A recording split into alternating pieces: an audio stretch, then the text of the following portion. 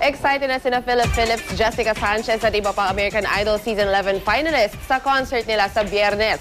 Abot-abot naman ang pasasalamat ni Jessica nang malamang planong isama ang kanyang pangalan sa Walk of Fame sa Eastwood Plaza. Ang Star Bites sa ni Kata Tibayan.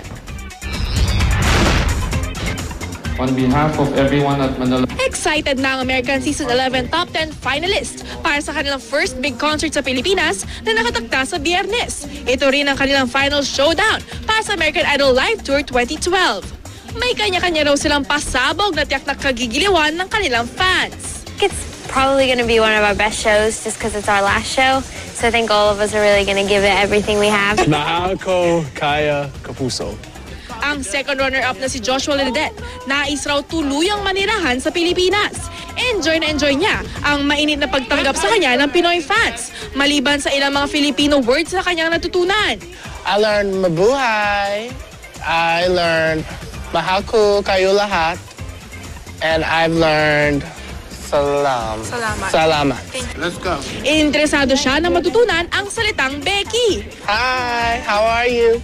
Ocho. At nagpakitang gilas sa pagsayaw si Joshua ng Gangnam Style at Teach Me How to Doggy.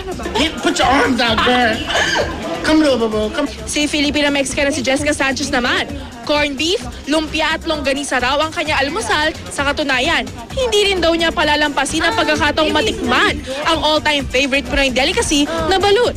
DeAndre's tried it. He said he liked it a lot. Yeah, so I definitely want to try it. Samantala, overwhelmed si Jessica nang mabalitaan niyang balak isama ang kanyang pangalan sa hanay na Walk of Fame star sa Eastwood Plaza.